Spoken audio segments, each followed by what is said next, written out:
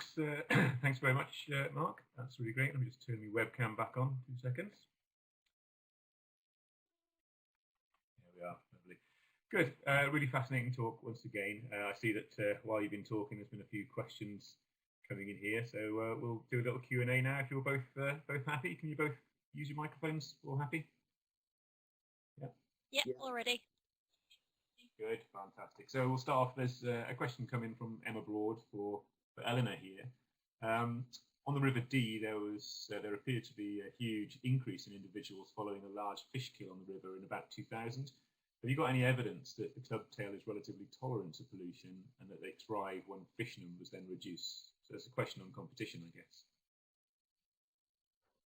Yeah, that's a really interesting one, actually. I had a quick look for the exact date when they think the pollution incident occurred.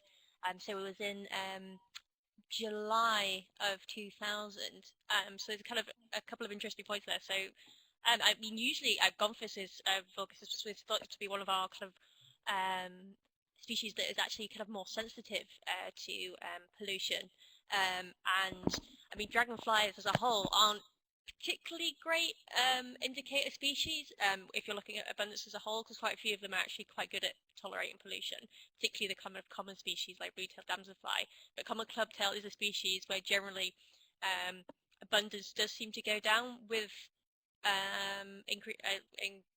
increased levels of pollution.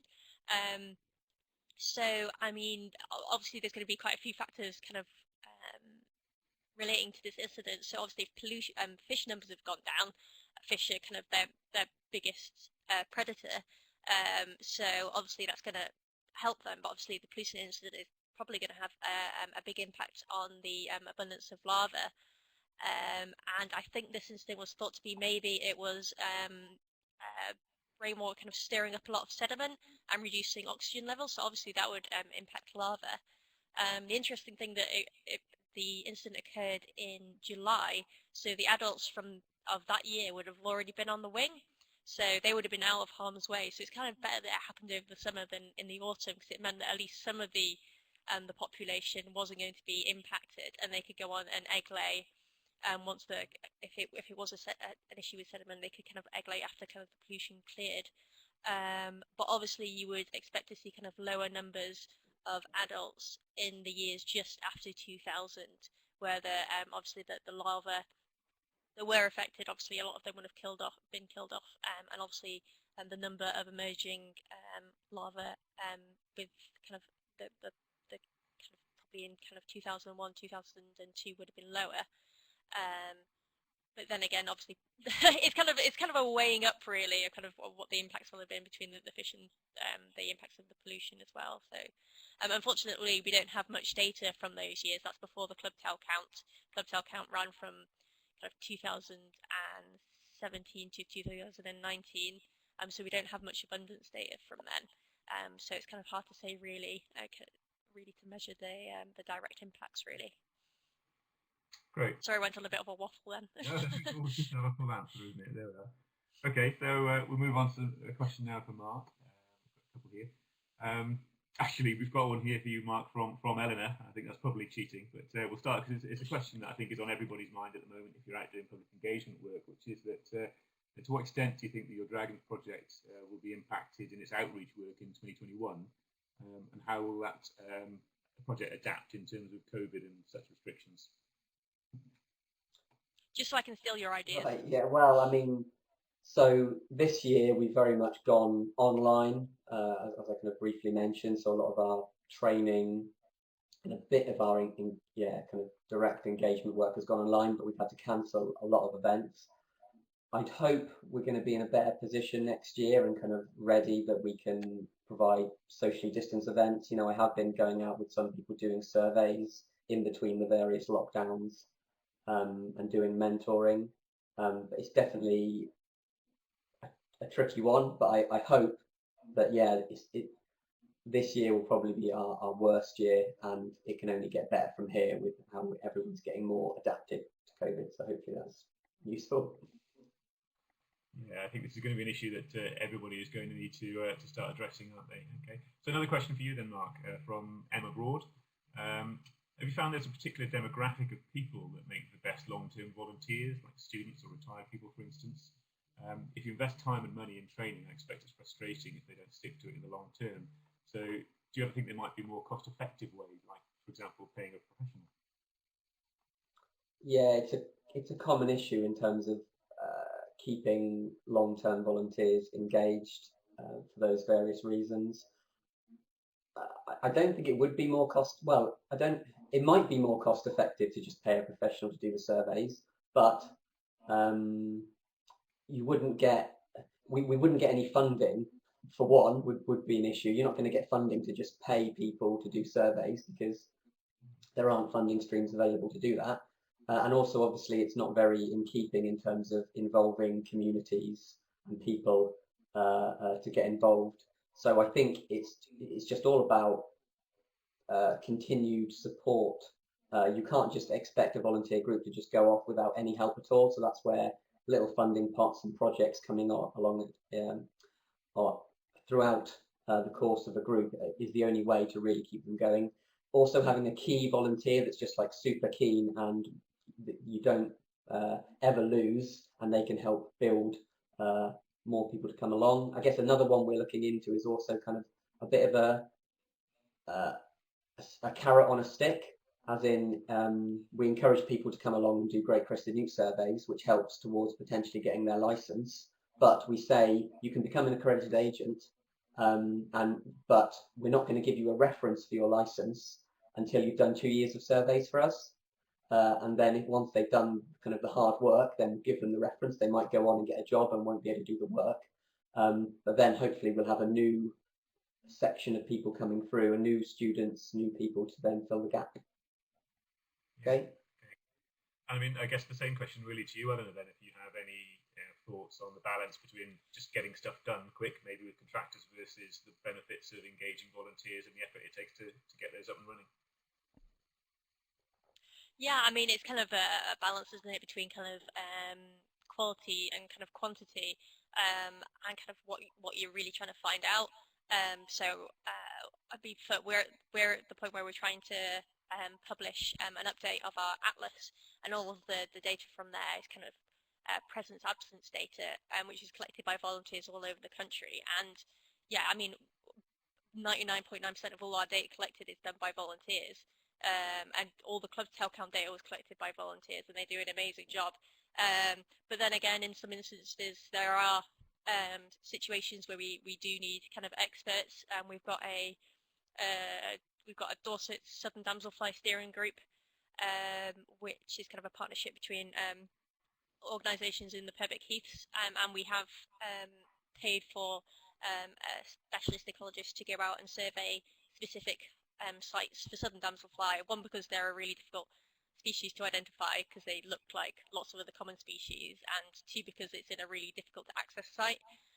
So in some instances you do kind of need to look for kind of specialist help, but I mean the work that volunteers can produce is amazing. I think that the club tail count project kind of shows that. I mean, we had very little data on the club tail before that, and they found over, I think it was over 2,000 club tail records in 3 years, so they did an amazing job. And that was all through just sending out kind of basic information, kind of online kind of communications. We didn't have we had very little funding for that project, so I think there's just public projects have real potential. Yeah, so it's about getting the right people to do the right job, isn't it, really? And sometimes with the engagement of volunteers, you know, it's the unexpected outcomes, you know, the sheer number of records you can generate, or the hours that you can get, and of course the community buy into it as well. Great. So another question for you then, Mark, from Sean McHugh at WBP. Has DNA analysis, particularly in ponds, helped with surveying and monitoring? I guess he's talking about the environmental DNA, the sampling of water samples for DNA. Yes. So it's definitely a useful tool, and it has a lot of benefits. But one of the issues with it is cost. Again, they are still quite expensive. But they can also be a really good engagement tool, because it's quite an interesting and fun way to do a different survey with volunteers. So if you've got funding for them, I think that they're brilliant, but really they only work for presence data. so then they're not any good for monitoring. But yeah, but it's expanding greatly now. Before we could only get tests for just GCN. These days you can sample a pond, and I think if you get the right test, you can see all of the different amphibian species, all different mammal species, and I think they're going to be looking at invertebrates and plants. So it could be a really amazing method as time goes on. Great, lovely. And while we're on that subject, we've got a question popped up again from Eleanor now, which is a marvellous example of how conferences work, where people start getting together and talking to each other, which is basically, are you encouraging surveys of other species whilst you're out there looking at ponds? Are you looking at other things as well whilst you're there? I mean, potentially, presumably, dragonflies.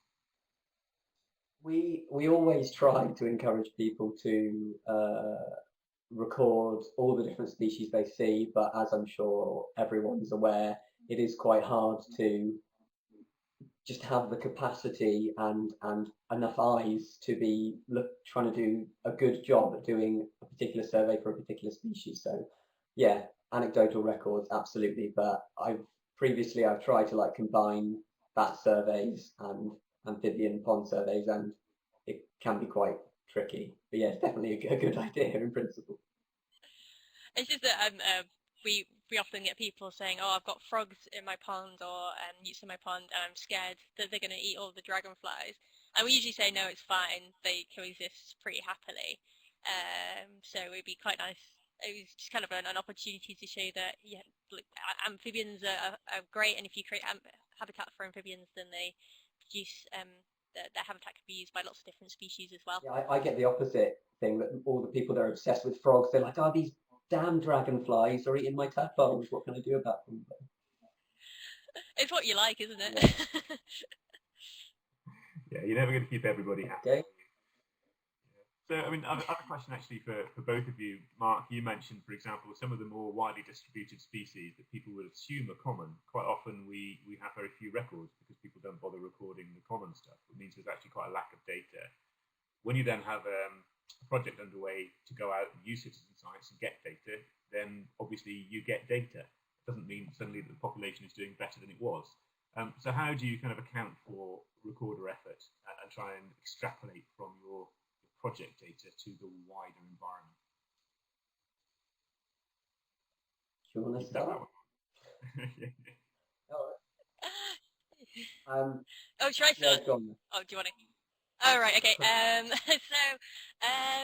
Yeah, it's difficult. We also have the issue that as well as people, it's usually the more kind of experienced recorders been recording dragonflies for a long time, so they want to go and look at the cool rare stuff and record that. It also affects kind of where they record as well. So we often find that we have less records for example, river habitats. Generally, you get less species there are generally less river species. So, for example, we generally have not that much records for species like white-legged damselflies, which is why we started the white-legged damselfly investigation project, which I talked about earlier, to try and kind of improve our understanding of that species. So a way we've tried to get around this is by, we've started we kind of set specific sites which we go out and we visit kind of over a particular year, and we make sure that we kind of go back and do kind of complete species lists for these specific sites, and they're kind of dotted across the country, and then they're kind of revisited year on year on year, and we make sure that these specific sites are kind of we do kind of collect complete species lists, and that's kind of the main activity that we kind of push as a society, just so we can kind of collect basic presence absence data for species, for all species, whether they're kind of common or kind of more rare. And particularly for the rare species, in fact, it's kind of more interesting to kind of collect abundance data as well. So for kind of our species, our volunteers who are kind of more interested in recording rarer species, then we get them kind of doing more kind of in-depth surveys on kind of abundance.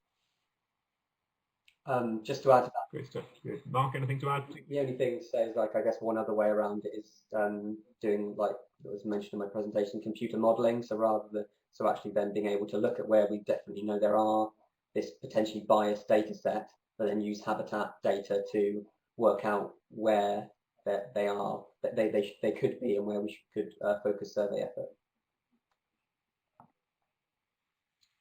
Yeah, great stuff. Okay, so we'll pop back to another couple of questions then. There's one here from Mike Cunningham. He's asking why there's a lack of data and surveying in Powys, if you've got any comment on that. And what was the most effective engagement method to help you gather data? Maybe this can be passed on to your network so that Powys doesn't look like a bare spot. And this is what we all find is when we see these maps of presence, absence, and we find that our county is looking lacking, we all jump up and down and say, oh, we've got to do something about that. So any advice then? That's great. Yeah. Well, with Powys, I mean, a lot of times where we've got under recording, it's quite low population densities. So that often means, as in low human population densities. So that often means that there isn't that much recording, and there aren't big groups of people, or maybe a lot of the expertise doesn't live within those areas. So yeah, it's always been quite, for us anyway, I don't know about other taxonomic groups, but yeah, Powys has always been lacking. So if he's keen to get out there and do some more monitoring and surveying and try and get there are amphibian and reptile groups up in the area, but some of them are more active than others. So definitely get involved in your local amphibian and reptile group, or set up one if there isn't one in your area. So I think that the sting in the tail of Mike's question there is he's asking at the end, or actually, is it just a bare spot? Is there just no activity? Is it under recording, or is it a lack? I think there is a lot of potential suitable habitat up there, and especially for great crested newts, I think they probably are pretty widespread across there. Yeah, so I don't think it's because they're not there. So possibly a case of just encouraging recorder effort then to try and get those records in, maybe. Yeah. Great. Okay. And then final question at the moment on here from Matthew Hopes. What results have you found so far with reptile surveys in terms of their distribution in South Wales? And also, I noticed one of the grass snake areas covered Rhondda and Taff. Just wondered what data you've managed to get for them and added in RCT. Well, when it comes to the Connecting the Dragons project, we've hardly done any reptile surveys this last year because of COVID. So those maps are indicative of where we either have started working or where we're planning on working. But yeah, unfortunately, the prime time for reptile surveys and amphibian is March, April, May, and that's exactly when we were in full-blown lockdown. So yeah, unfortunately, I don't have much to report on the first year of survey and monitoring data. And then when it comes to RCT, was that about grass snakes? Was it? Yeah, there's noticed the grass snake areas in RCT. Yeah, so RCT, I mean, that's generally, like I mentioned, we're kind of covering the whole of southern Wales when it comes to grass snakes, just trying to encourage more egg-laying site creation and monitoring. So again, if Matt can get out there and help us do some more egg-laying sites, that would be amazing in RCT. Great stuff. Okay, so we're starting to rub up against the end of the session, I'm afraid, with just a couple of minutes left to go. Just to point out that during her talk, Eleanor very helpfully put in the chat box some links to some documents that you might like to look up. So if you want to look up more about her work and the work of the Dragonfly Society, then just scroll up the chat there and find those links and click those. We're going to take a short break now, and we will be back at 12:30, I think. Let me just check that. Sorry, 1:30. Ahead behind myself, aren't I? So back at 1:30 with Christina Molina of the Sea Trust Wales. So if you'd like to log back in then, that would be great. Meantime, go and make a cup of tea. Thank you very much for our speakers, by the way. Thanks very much, Ant.